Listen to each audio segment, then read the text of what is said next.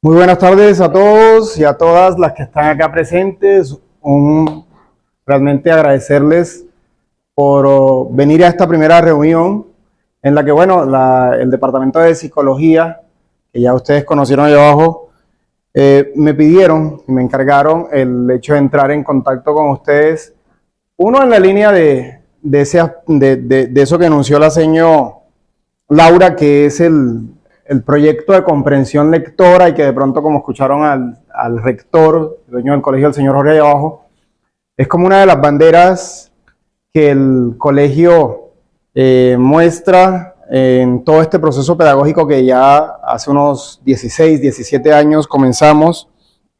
Pues hablo del trabajo mío acá en función de ese proyecto de comprensión lectora, que ha servido para fundamentar de manera transversal no solamente el trabajo con las otras áreas, sino también ciertos vínculos que los chicos terminan extendiendo hasta la misma casa, ¿no? Hasta el mismo hogar, porque ustedes de pronto, siendo padres nuevos, en el transcurso de todo este proceso, se irán enterando de cómo ese acto de la lectura termina fortaleciendo los lazos familiares internos allá en las casas, pero también los lazos de los padres de familia con el proceso mismo del colegio y con la institución, que es en últimas a lo que quiero que apunte esta conversación con ustedes. Pues el proceso de comprensión lectora, de comprensión lectora como tal, lo van a ir conociendo paso a paso. De pronto quienes tienen chicos que ya estuvieron en las 2 primeras semanas acá con el profesor Jorge, ya tienen idea de que hay unas formas específicas de leer en el colegio, que tienen unos procedimientos, una estrategia y unas finalidades para eso. Y bueno, es un aprendizaje que se hace en la medida en que ustedes participen de ese acompañamiento que es vital de parte del padre de familia para que el proceso de aprendizaje de sus chicos sea óptimo, ¿no? Eso es lo que queremos. Señor Laura, le agradecería que le pasara a los padres de familia el documento que pedí que fotocopiaran. Pues allí es como una lectura que en realidad no la vamos a hacer acá, sino que les queda a ustedes, pero funciona como base y como síntesis a la vez de lo que quiero compartir con ustedes hoy. En realidad, esta conversación de esta escuela para padres gira en torno a eso que está allí planteado, ¿no? Como un proceso, unas estrategias de estudio, como lo dice el título, para el desarrollo intelectual eficiente. ¿De quién? Pues de sus estudiantes, de sus hijos y nuestros estudiantes, ¿no? Entonces, en función de eso, pues es un poco conversar algunos elementos que son propios de todo chico, que son propios de todo ser humano, y que seguramente ustedes como padres observadores habrán notado en ese proceso de crecimiento, no solamente biológico, cronológico, sino también mental de sus chicos, tengan 3, 4, 5, 6 o 15 años, ¿no? Nosotros los padres, me incluyo, yo tengo 2 hijas, una de 26 y una de 15, que bueno, como profesor también las he tenido como estudiantes y de alguna forma he experimentado y he trabajado esta parte pedagógica con ellas, ¿no? Entonces me ha tocado ser padre y profesor, que a veces a ustedes también les toca de otra manera de pronto, o no sé si hay profesores acá también. ¿Si hay profesores aquí en el grupo? No. O bueno, entonces sería eso, ¿no? Unas estrategias de estudio vinculadas no solamente al proyecto de comprensión lectora, sino también al acompañamiento que es necesario hacer desde la casa, ya sea que lo hagan ustedes mismos o lo designen. A veces no tenemos el tiempo suficiente, pues la sociedad en la que vivimos nos exige ciertos horarios extensivos de trabajo. Hay quienes de pronto salen a las 6, 7 de la mañana y regresan a las 10, 9, de pronto para darle el beso de despedida y decirle esta mañana si no los encuentran dormidos, y terminan designando esa labor de acompañamiento, ojalá en la persona más idónea posible, ¿no? Y es importante que esa persona también conozca este proceso para que los chicos vayan por el derrotero que el colegio va de alguna manera marcando, pensando en eso, en el beneficio académico y en la formación integral que desde acá pretendemos impartir, no sin la compañía fundamental de ustedes. ¿Por qué razón? Yo siempre he dicho, y creo que ustedes lo saben, la educación, la formación y la proyección de una persona hacia el mundo desde el sistema educativo tiene tres pilares.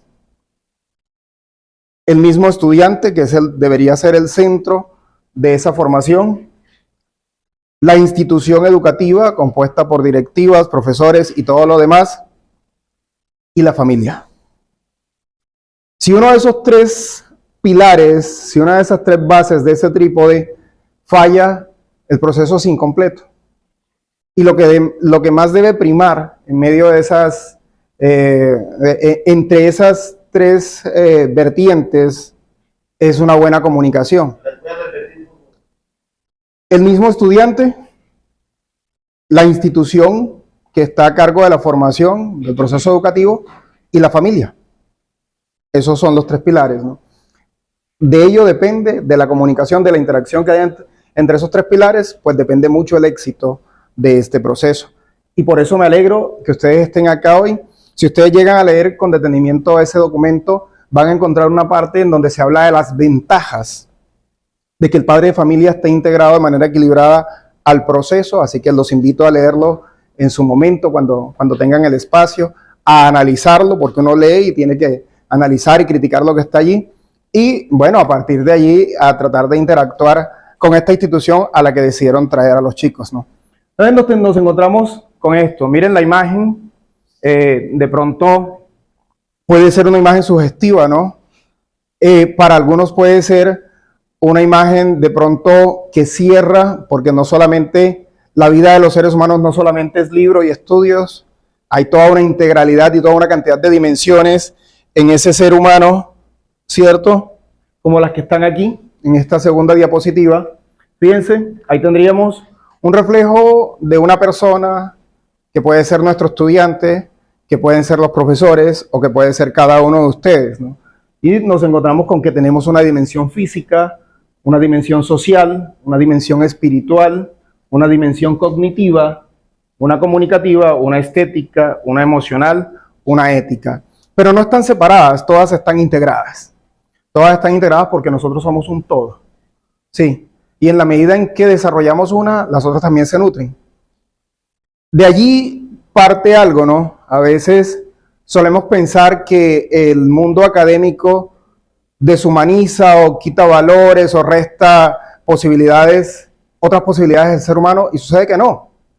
Ese mundo académico, que es el que de pronto ustedes están buscando en esta institución, debido a lo que miraron en cuanto a estándares y todo eso, está representado en aquella dimensión que está ahí, que es la dimensión cognitiva. El conocimiento como base, y en este caso el conocimiento académico, áreas, las enseñanzas que imparte un profesor o los profesores, está ahí como base, ¿no? Pero no está distanciada, fragmentada, alejada de todas las demás. Si sabemos encontrar, tanto ustedes como padres, como nosotros como profesores, el punto de equilibrio entre todas ellas, vamos a tener un estudiante que se forme de manera integral, que es lo que queremos. Porque en últimas, como le he dicho a los profesores, se lo digo a ustedes, se lo digo a las directivas y a los mismos estudiantes, no me interesa que tengamos estudiantes llenos de conocimientos y malas personas, ¿no? La dimensión ética es fundamental. Sí, necesitamos seres con valores, capaces de aportarles desde su conocimiento, desde su espiritualidad, desde su dimensión social y todas las demás, al contexto, al entorno en que nos movemos, porque en últimas, cada uno de nosotros aporta algo valioso para construir un mundo mejor, no solamente para uno mismo, sino para todos. Entonces, esa es la idea. Por esa razón, a partir de hoy, los invito a que tengan en cuenta, muy en cuenta, y observen en sus chicos cómo se van desarrollando equilibradamente todas estas dimensiones que están allí, ¿cierto? Ellas interactúan, porque como les decía, hay una especie de sentido totalitario en medio de ellas, no están separadas y sobre todo entre todas apuntan a algo fundamental, a darle sentido a la existencia, a darle sentido a nuestra vida.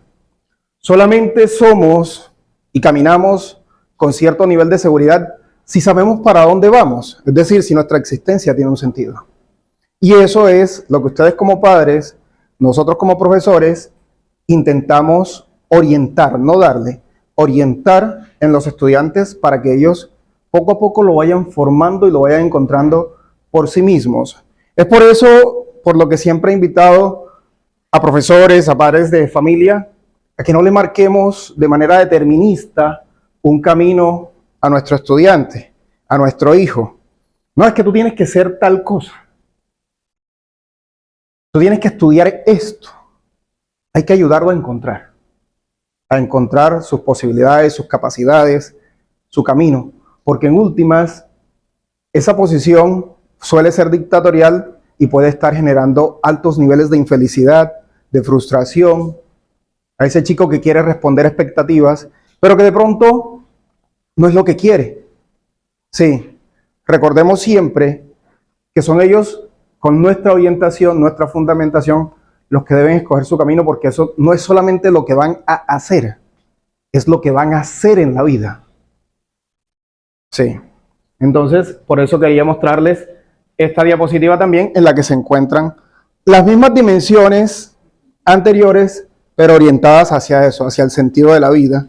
Nuestro papel como padres y como profesores no va más allá de eso, de ayudarles a encontrar ellos un sentido para su existencia.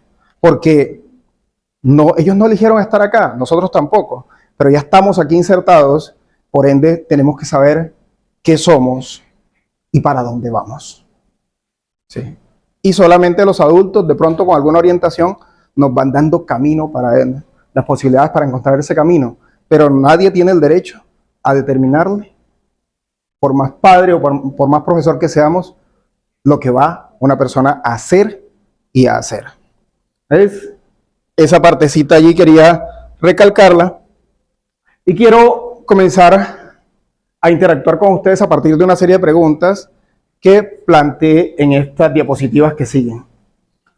Me gustaría escuchar dos respuestas de parte de ustedes. Ahí están las preguntas bastante claras, las pensamos, y si de pronto alguno de ustedes quisiera darme una respuesta a esta primera pregunta, miren la diapositiva, ¿cierto? Me imagino que varios de ustedes se ven o se han visto en esa situación con sus hijos en la casa, acompañándolos, ¿cierto? Disfrutando un momento de tarea, porque no solamente se disfruta ir al centro comercial, no solamente se disfruta ir al cine, no solamente se disfruta ir a la fiesta de cumpleaños, a comerse la torta con los chicos, sino que también podemos disfrutar el momento de estudio y de acompañamiento con ellos, si sabemos hacerlo, ¿no?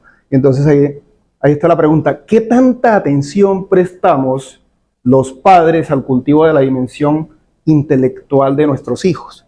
A esa dimensión cognitiva de la que les hablaba hace un rato, ¿sí? A esa dimensión en la cual el colegio, debido a lo que ustedes se han planteado, va a aportar, que es el hecho de obtener conocimientos para cumplir con un fin académico, pasar el bachillerato, llegar a una universidad, desarrollar una tarea, una profesión, y bueno, en su momento insertarse en el mundo laboral y de pronto llegar a ser autónomos, ¿cierto? Y dejar de decirle a papá o a mamá, necesito para ir a la fiesta con la novia este fin de semana, o quiero comprarme un celular, dame la plata, ¿no? Porque ya se insertaron en el mundo laboral, son autónomos, e incluso si quieren, solo si quieren, pueden llegar a aportar a la dinámica económica del hogar, ¿no? Entonces fíjense cómo cambian los roles con el paso del tiempo. Y me gustaría escuchar a uno de ustedes o a una de ustedes responderme a esa pregunta. Muy bien, señor Saúl. Fíjense, el aporte del señor Saúl es importantísimo porque mantiene la idea de esa guía vigilante que es de todo padre, ¿cierto? Y que, ustedes disculpen que sea reiterativo, muchas veces la sociedad y que nos plantea hoy día tantos retos nos ha obligado a dejarla, la guianza vigilante. Gracias por hacer esa acotación, aunque hoy no me voy a centrar tanto en el proceso de lectura, como les dije, ustedes van a irlo conociendo poco a poco. Hay mucho de eso que usted ha dicho acá, ¿no? El hecho de que la lectura, incluso lo hablaba en una conversación con los profesores anterior, enseñar a leer es enseñar a aprender de manera autónoma y tiene mucho que ver con eso. Bien, entonces tenemos la respuesta que nos ha dado el señor Saúl allí, pero hay otra pregunta, ¿no? Que sigue acá, que es esta. Yo suelo acompañarlas con estas imágenes, no sé si tienen algunos estudiantes, hijos en esa edad, pero lo que de alguna manera él decía, ¿no? Ver a un niño de esa edad, aunque sea en una imagen, interesado en un libro, ¿cierto? Ustedes disculpen que de pronto no estoy satanizando para nada la tecnología, pero eso de darle el celular al chico o al niño o a la niña para que se quede quieto, no creo que sea lo más sano. Incluso, no lo digo yo, sino que lo dicen muchos expertos, hay una edad incluso para empezar a usar ese celular. Qué cosa más bella que nuestros hijos hasta los 7, 8 años tuvieran esa relación con los libros, ¿no? Y entonces, ahí está la pregunta, ¿cuál es la relación existente entre la dimensión intelectual, me disculpan, ahí faltó una coma, el estudio y el desempeño académico a nivel escolar? ¿Cierto?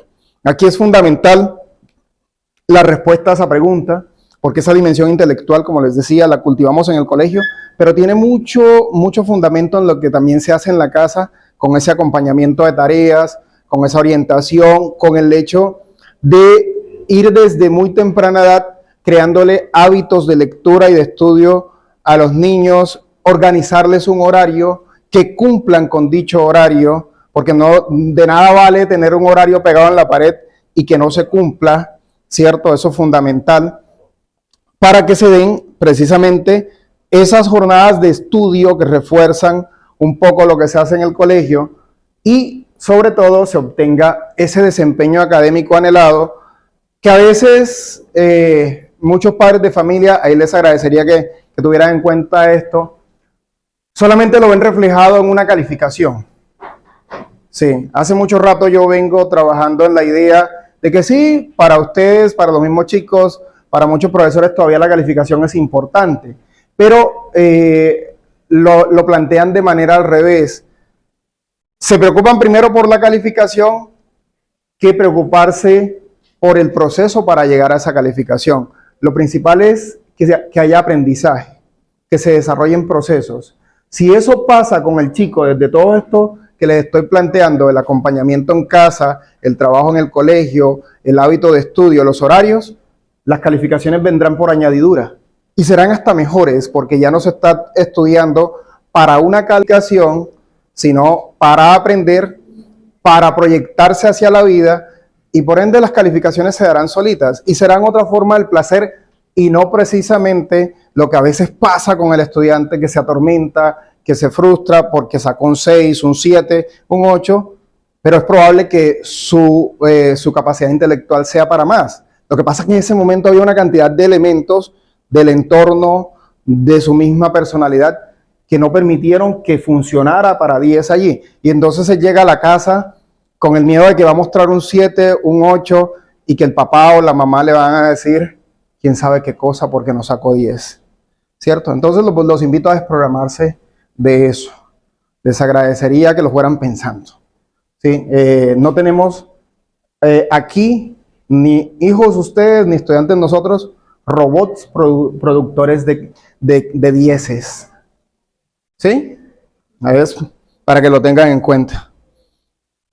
Acá voy a pasar a algunas estrategias mínimas que tienen que ver con ese proceso de lector que hablaba un rato el señor Saúl, con algunas actividades que pueden de pronto ustedes también acompañar en casa y que pueden ir enriqueciendo en la medida en que se integren a ese proceso de acompañamiento con los chicos y sobre todo la relación y la comunicación con el colegio.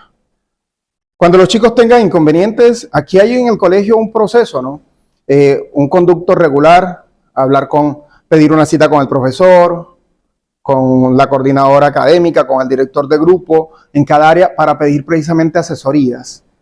Saber qué es lo que está pasando y qué me puede el profesor orientar para hacer en la casa, ya sea yo mismo o la persona que tengo designada para acompañar en ese proceso de estudio, ¿no? Entonces, aquí hay como unas estrategias fáciles de aplicar por parte de ustedes. Lo primero que hay que tener en cuenta, quise traer ese esquema allí, es qué es estudiar, comprender qué es estudiar.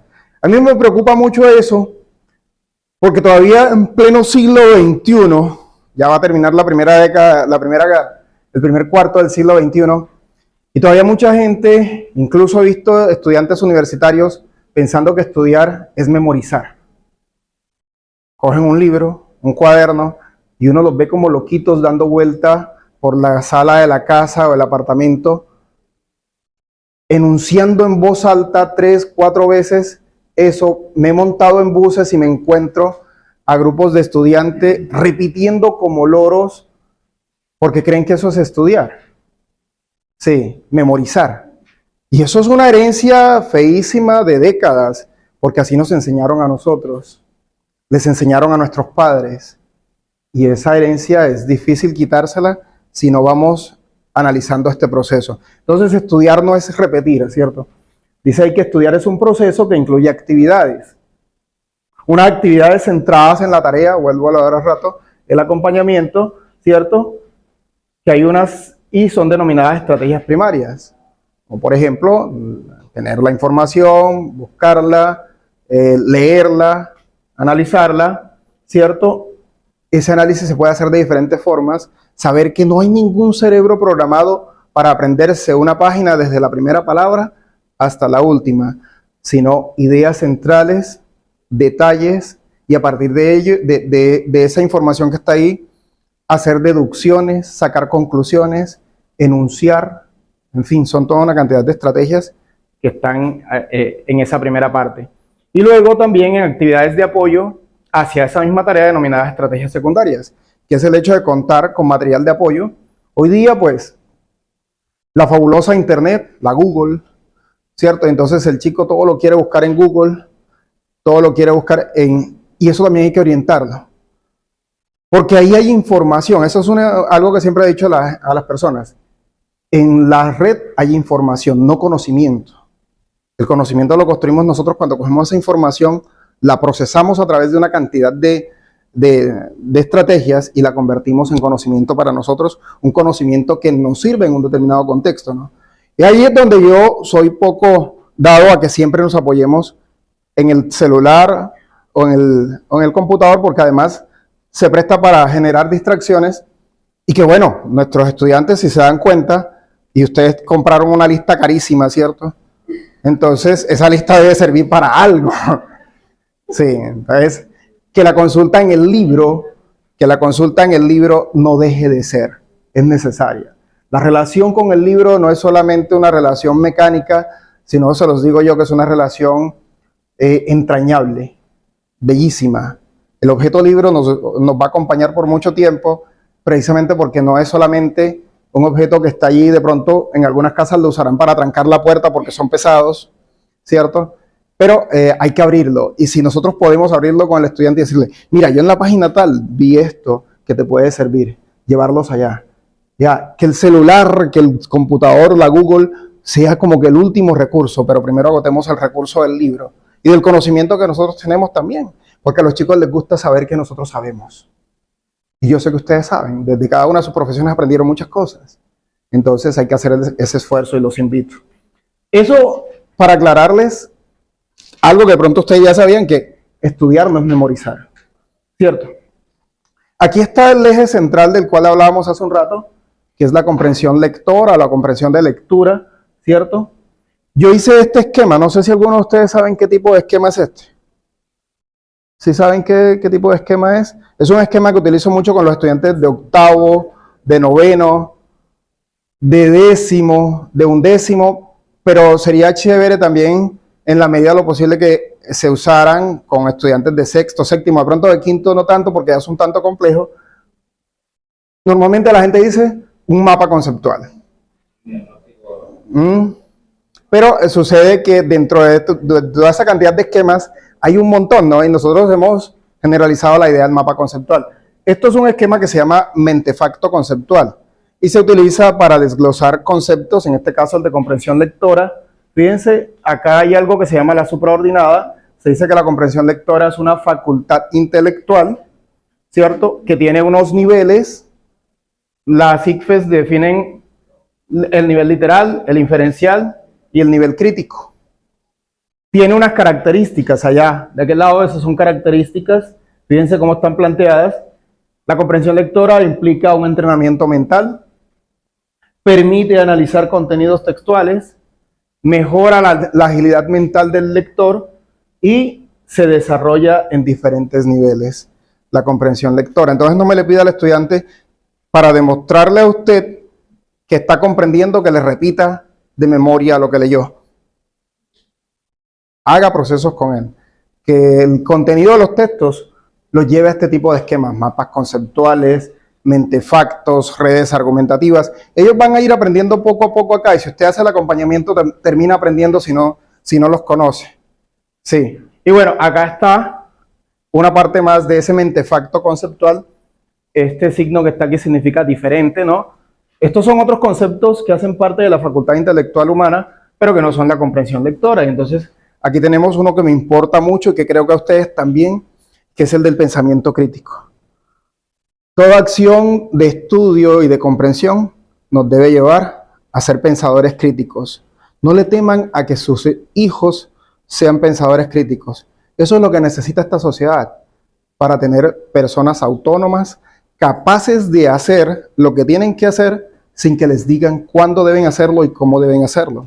No le tengan miedo a la libertad de sus hijos. Si ustedes los orientan bien, esa libertad va a ser muy responsable. ¿Sí? La conceptualización, la esquematización son otros elementos que están allí incluidos en esa facultad intelectual. Todos los seres humanos podemos conceptualizar, crear conceptos. Todos los seres humanos podemos crear estos esquemas. El asunto es que de pronto, como les decía, por la forma en que nos educaron a nosotros, no lo hacemos, no lo desarrollamos, porque nos dijeron, repita. No solamente lo decían en inglés, repeat after me. No, el profesor también de alguna manera decía, usted tiene que repetir lo que yo digo porque eso es lo que está bien. Y no, acá no funciona así. Acá el estudiante tiene que aportar, crear, conceptualizar y pensar por sí mismo. Y bueno, eso está dentro de unos parámetros de esa dimensión ética en la cual pues nosotros manejamos lo que tiene que ver con el respeto, la buena comunicación, todo eso. Hasta aquí sí va comprendido el asunto. ¿Alguien que de pronto quiera decir algo? No sé, ¿algún comentario? Bueno, vamos. Ya vamos terminando, tranquilos. Quería también mostrarles el proceso lector, que es otra de las funciones fundamentales, ¿no? De manera general, en cualquier libro que uno consulte sobre el proceso de lectura, debe tener estas etapas. Ya acá los profesores tienen un entrenamiento para tenerlas en cuenta y desarrollarlas cada una desde sus áreas. Sí, pero ustedes pueden conocerlas y ahí están, ¿no? El proceso lector, si van a acompañar en una lectura a sus hijos en la casa, miren que primero lo bueno sería hacer una prelectura. Es una lectura rápida del texto, de las imágenes, de los títulos, de todo lo que está allí. Y fíjense, ahí abajo están como que esos elementos. La segunda etapa debe ser la lectura ya en sí. Es decir, no entrar a leer de una, sino detallar primero lo que está en torno al texto. Incluso mirar las imágenes y preguntarse, bueno, ¿qué quiere decir esa imagen? No, miren, cuando les mostré las diapositivas, yo primero les dije, miren la imagen que está ahí, ¿no? Entonces, aquí está ya después la fase de la lectura en sí, que es la comprensión del texto. Buscamos el significado de aquellas palabras que resultan desconocidas. Los chicos en este colegio, ustedes de pronto ya lo supieron, no tienen posibilidad de usar celular, sino que en el salón de clase, por ejemplo, la mayoría trae su diccionario. Yo sigo amando el diccionario. Yo jugué con mis hermanos a los juegos de palabras que se podían hacer con el diccionario. Creo que de alguna manera a través del celular han perdido cierto sentido, ¿no? Entonces, usar el diccionario, que el chico tenga el diccionario a la mano y haga el ejercicio de buscar.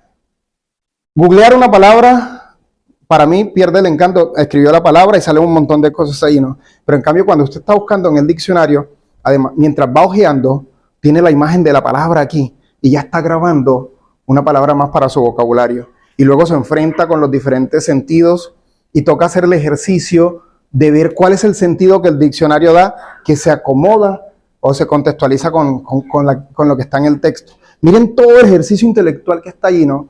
Y cómo se ha simplificado hoy día con el celular. Y entonces lo vi en el celular y ni siquiera se toma el trabajo de transcribirlo. Con el diccionario sí. Es como que una estrategia allí, ¿no? Vale. Identificación de las ideas principales del texto. Leemos el texto de nuevo, ya eso viene siendo una relectura. Y bueno, para esto el colegio tiene una estrategia que ahorita en una próxima diapositiva se la voy a mostrar. Y la postlectura, que es una especie de comprobación que se hace tanto en la casa como acá. Y bueno, allí, fíjense, aquí están. Eso que estaba allá de manera general, nosotros lo hemos decantado y lo hemos llevado a un proceso de lectura propio del colegio, que fue el que los estudiantes nuevos que estuvieron en el curso con el profesor Jorge, en las 2 primeras semanas, aprendieron. Se usan unos resaltadores. ¿Alguien sabe cuáles son los resaltadores, los colores? Amarillo, azul, verde y rosado. Bueno, chévere que usen el naranja también porque no está supeditado a esos 4 colores básicos. Se pueden utilizar más porque ya ellos pueden ser creativos. Pero entonces, fíjense, están ese manejo de esos resaltadores y lo traigo a colación por algo. Ustedes discúlpenme, pero bueno, sé que la economía nos lleva hasta el punto de que compramos los libros este año y el año entrante hay que venderlos para comprar los otros, ¿no? Entonces, sucede que los libros de acá son libros de trabajo, se resaltan, incluso se toma apuntes en ellos, hay chicos que utilizan banditas, todo el asunto, y usted dice, bueno, este libro no lo voy a poder vender.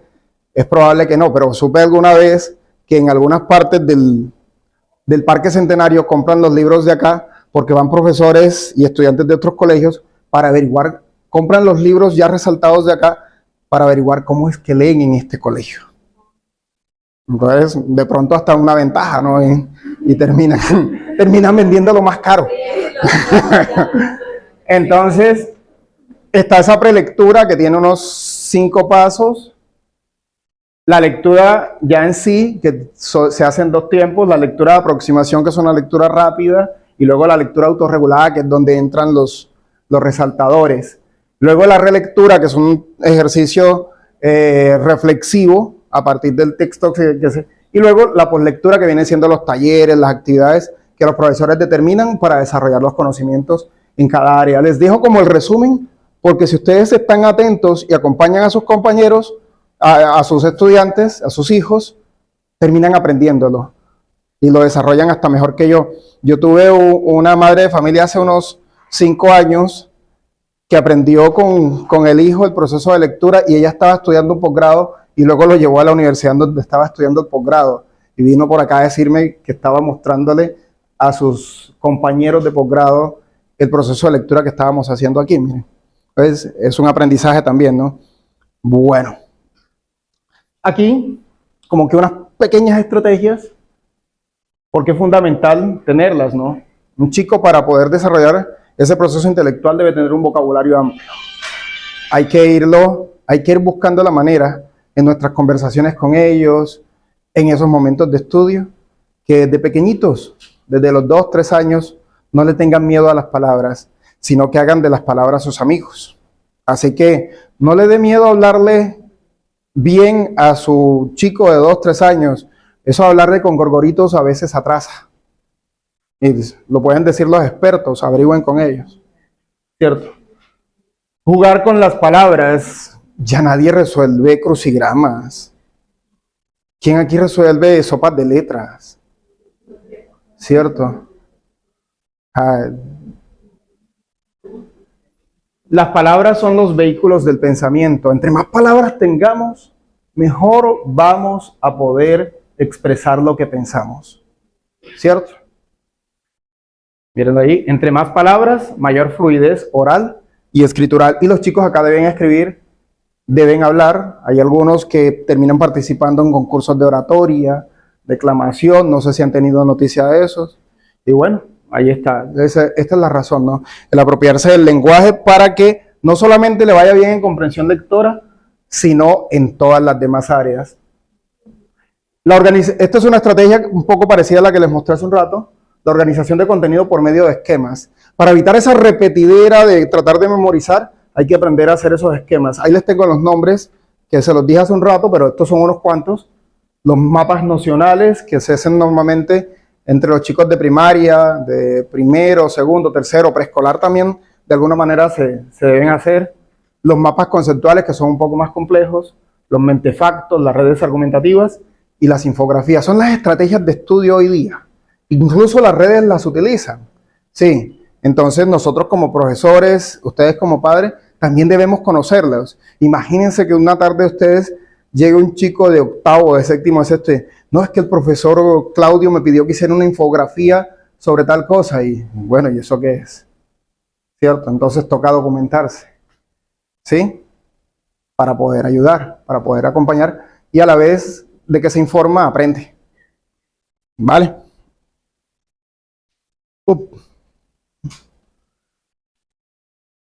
Otras estrategias.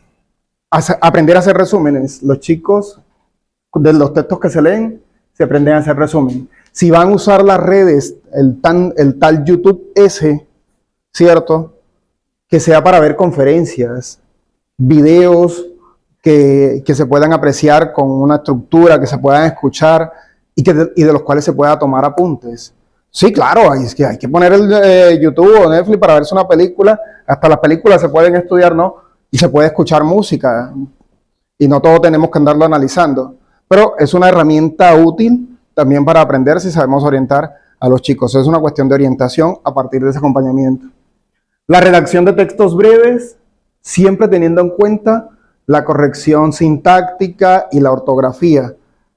La escritura en redes nos ha llevado a escribir XD, LOL. No sé si serán abreviaturas, porque tirar ese poco de cositas amarillas, las risas en 20 minutos, y es que se está riendo bastante, ¿no? Entonces está allí. Bien, válido para el contexto virtual, pero que nuestro estudiante y nosotros mismos también aprendamos a ser como que esos hablantes hábiles, que en la virtualidad podemos hablar con emoticones, pero en la vida real escribir y hablar como debe ser, ¿no? ¿Cierto? ¿Vale? La enunciación oral de contenidos aprendidos. Esto tiene que ver con la exposición. Los chicos también en la casa preparan, aprenden, y de pronto le dice a usted, papi, mami, grábame para ver cómo hago esta exposición que me toca pasado mañana o mañana, y dame tu valoración, corrígeme. Y es otra forma de interactuar con ellos, ¿no? La conversación sobre los temas aprendidos a manera de entrevistas o cuestionarios, conversar con ellos acerca de esos temas, la toma de notas de contenidos, aprender a tomar notas. Ellos, pues acá se les enseña y ustedes los van a ver todo el asunto.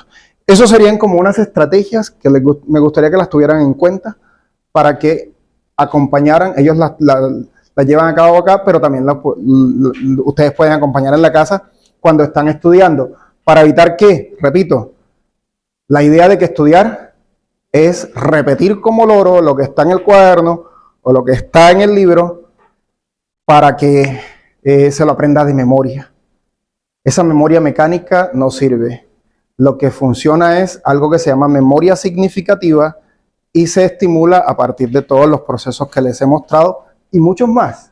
Pero yo quise solamente hacer un resumen para ustedes esta tarde y conversar con ustedes este rato, cerrando con esto, que es hacia donde quiero que apuntemos, hacia el pensamiento crítico, que va a permitir que nuestros estudiantes enriquezcan y fortalezcan las diferentes dimensiones humanas que les mostré en la primera diapositiva, ¿cierto? Y que posibilita sobre todo un mejor nivel de comunicación e interacción con el entorno. Yo siempre le he dicho a la gente, y no me voy a cansar de repetir, si todos los libros que he leído no me sirven para comunicarme mejor con la gente, para interactuar mejor con las personas, no me sirven para nada. Lo mismo le digo a mis estudiantes y lo mismo les digo a ustedes esta tarde, para invitarlos a acompañarnos en ese proceso. Muchas gracias por su atención.